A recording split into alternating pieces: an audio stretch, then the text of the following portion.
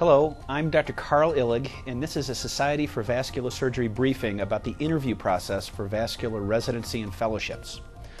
The interview is often a highly stressful process, but knowing what to expect is half the battle. What are we looking for when we interview a candidate? First of all, we want to make sure that the applicant's record honestly reflects him or her. Can the applicant back up what's on paper? We want to get a feel for the candidate's enthusiasm, personality, and interpersonal communication skills. The interview is when we can discuss anything unusual, good and bad, about the candidate's record and ask questions that may arise. Very importantly, it's a time to sell our program to the applicant and answer questions that he or she may have. It's also a time when we try to get a feel as to whether we can work in close proximity with this person day after day for many years. Finally, accepting someone for this kind of intensive, personal, ongoing, high-level training represents quite an investment for us. Especially for a 5 or 6 year residency, we need to make absolutely sure the candidate we accept really wants it badly enough to stay the course.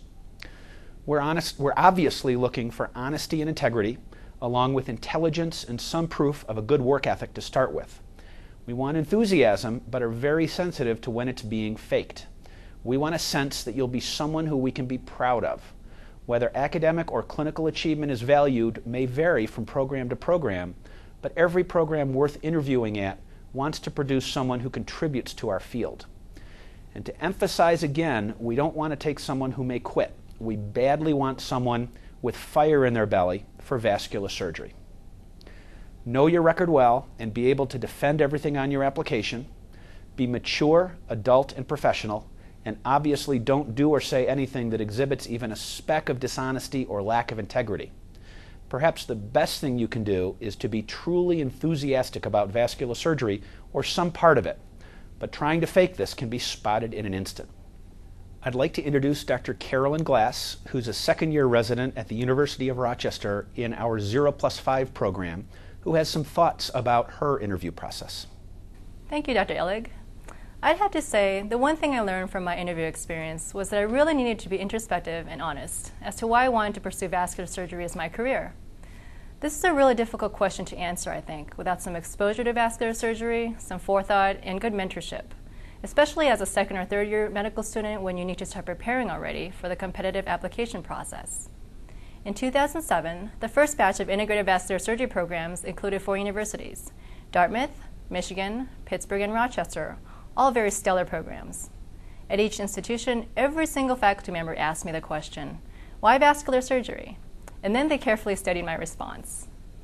By the end of my interviews, I have been asked this question 24 times. I think there's a reason why personal statements are required on applications. It makes the candidate question herself or himself about the career choice. If you can't sincerely convince yourself that this is right for you, it will be much more difficult to convince anybody else.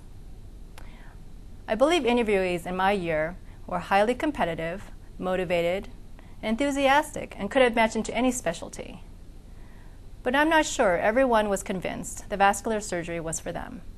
And I think the interviewers could pick up on any hesitance or lack of conviction quite easily. I also remember the particular question Dr. Illig asked me, where do you see yourself 10 years from now? I was pretty honest, and I told him that I wanted his job, for example, being chairwoman or chairman somewhere. I think this question, where do you see yourself 10 years from now, is a good one and something to ponder over before your interview process. So to sum up, the interview experience is something you will definitely cherish. For me, it was an awesome, humbling experience. The best advice I would give is, be true to your convictions, as this is what will really shine. Thanks, Carolyn. The interview process can be stressful, but is critical to both parties. Remember, the program is trying to sell itself as much as you are trying to sell yourself.